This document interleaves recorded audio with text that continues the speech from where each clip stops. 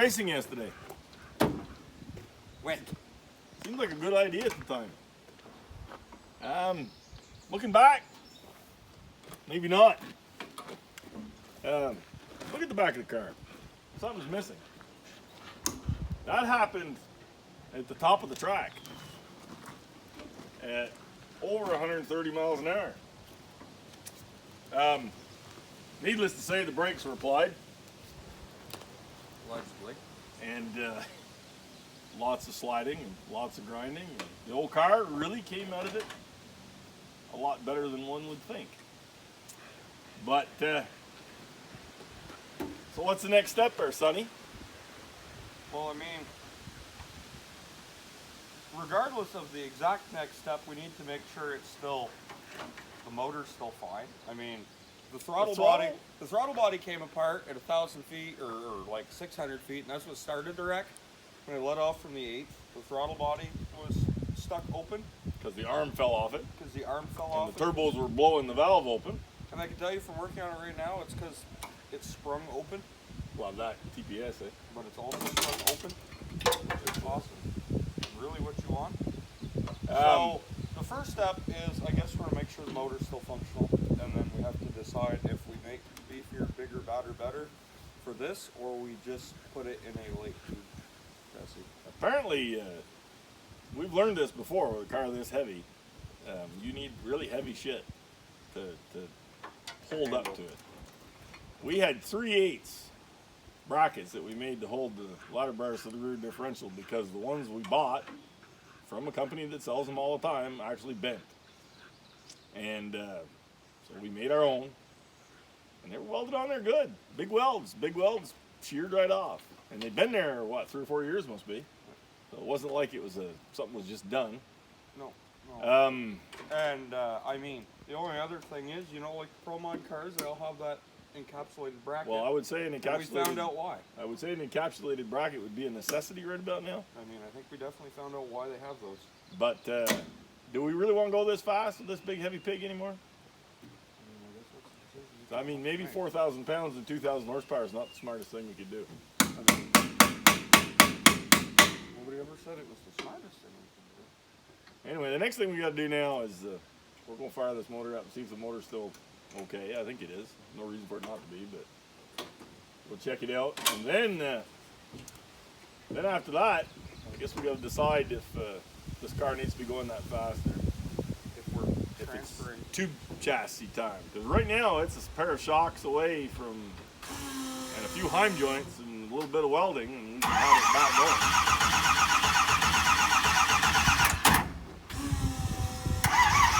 Hey,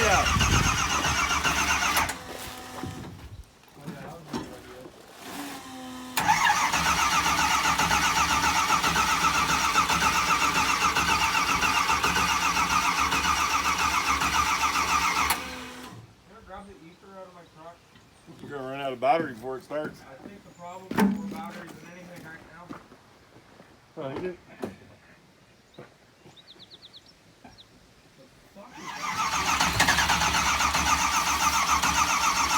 Spray the fuck out of it. Yeah. Like it does with the air.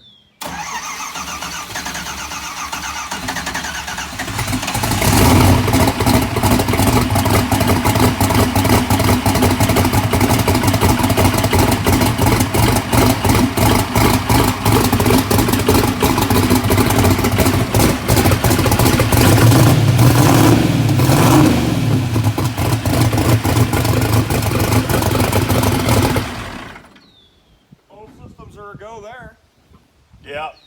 Sweet. So do we just be smart and put carburetors back on it? Weld the diff Take 1,000 horsepower out of it? Weld the diff back in and continue sending? Well, or do we continue sending with 2,000 horsepower? I mean, like idiots. I mean, I'm going to suggest you Loctite this little set screw. I'm gonna go out on a limb and say that's probably also why the idle was. Why the idle was all over the place yesterday? I would say that's a very good chance. Yes. Yeah. Yeah.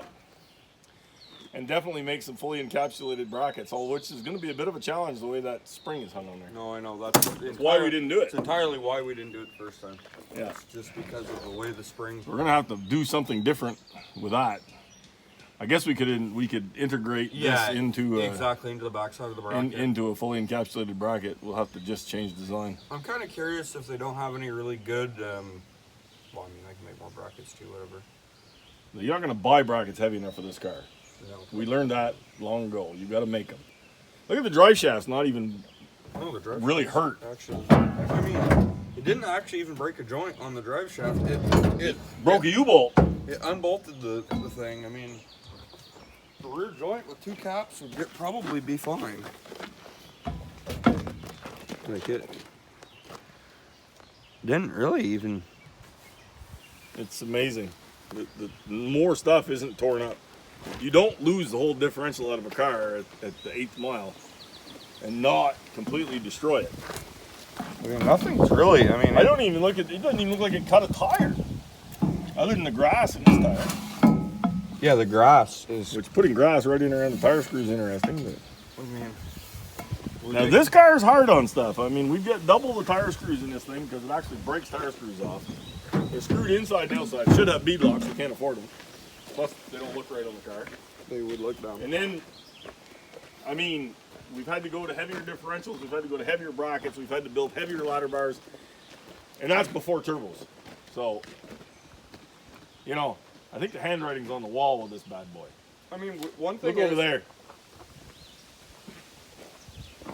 That's probably where it should go. That's what needs to happen.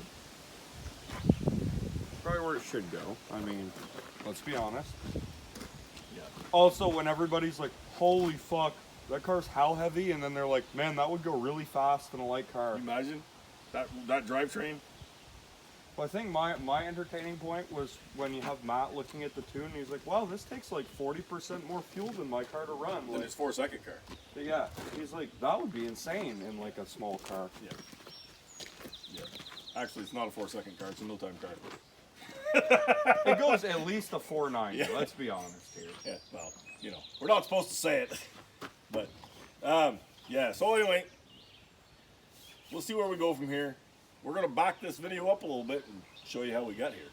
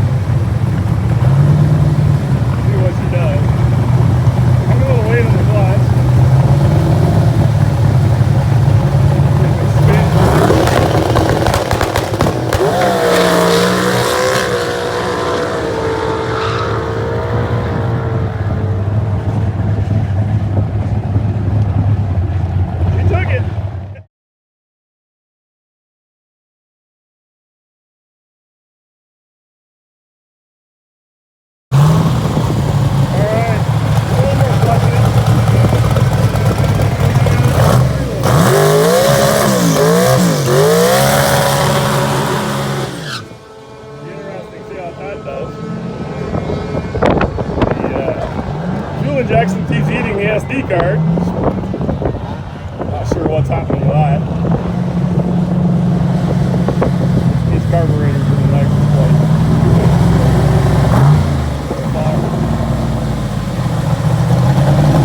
I'm old school.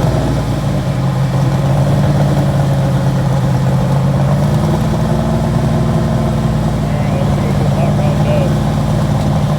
That was lean to me.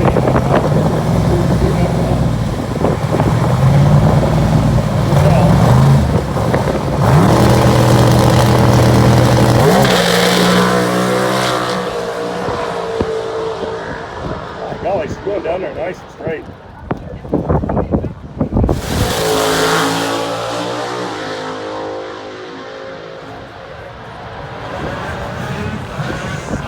33, 210 mile an hour. Boy, the chutes are out late too. It's alright.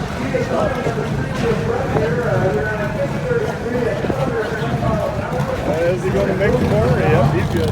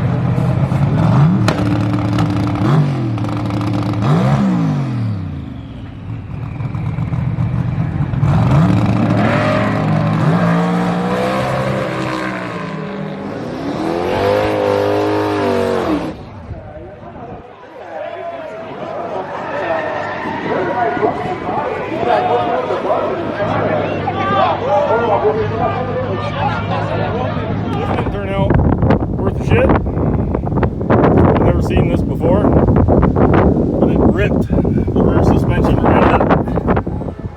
The welds, it was well penetrated, and it just ripped it off. It's gone. I have never seen anything like this before. And way down at the end here, it did everything but ride that wall. It put just a little scratch on it over here. I mean, I thought this thing would be in a handbasket for sure. Mark this corner a little bit where it landed. Scrap both front tires. I imagine he slid them, balled them through. Exactly in the flat spot. Look at these front tires. Look at that. That was on the brakes is what that was. The ride this kid went on. Look at the tracks. Holy fuck. I can't believe he ain't hurt. Thank God. It's some scary shit. Really scary shit.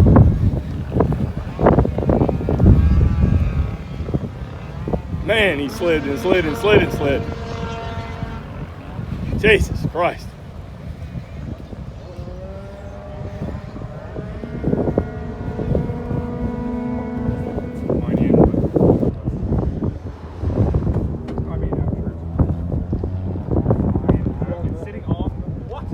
We lifted the ass end up with the tractor and pushed that with the tractor and pulled it with my car and got it on there.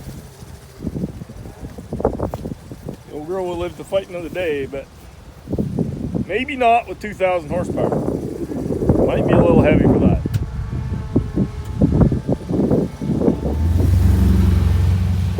It's amazing. A little bit of scarring right there from the wall. I don't know how I thought it would roll when I saw it, but I can't believe you didn't crunch the wall worse than that.